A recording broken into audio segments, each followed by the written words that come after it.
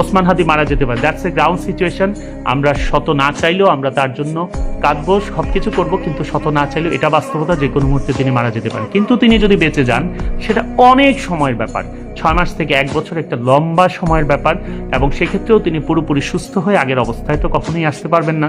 তো কাজে আপনারা খুব শুধু দোয়া করতে থাকেন যে আল্লাহ যেন তাকে একটা মোটামুটি একটা অবস্থায় যেন আমাদের মাঝে রেখে যান, যাতে তার দিকে তাকিয়ে হলেও আমরা তার যে আদর্শ সে দিয়ে গেছে এদেশের মানুষদের জন্য, ওই যে বললাম 1 হাদির জায়গায় অসংখ্য হাদি তৈরি হবে, সেটা যেন হওয়ার চেষ্টা করে। যদিও মেধার দিক থেকে that is very much questionable.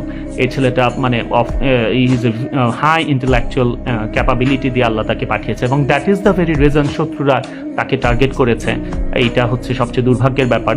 আর ওসমান হাদি কিন্তু বলে গেছে যে আমি যদি মারা যাই, আমার যাদের কারণে আমার মৃত্যু হলো তাদের শাস্তির ব্যবস্থাটা করতে হবে। সরকারকে আমি বলছি যে টেক প্রপার মেজার্স, এবং very unfortunately and horribly you are failing. আপনারা চেষ্টা করেন এদেরকে ধরার জন্য, এবং দৃষ্টান্তমূলক শাস্তির ব্যবস্থা করতে হবে অ্যাজ আর্লি অ্যাজ পসিবল, খুব দ্রুততম সময়ের মধ্যেই।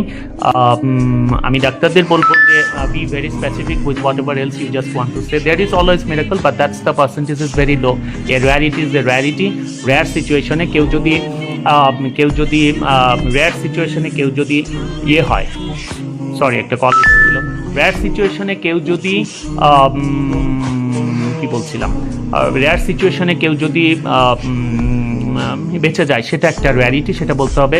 বলে না যে exceptions can never be example.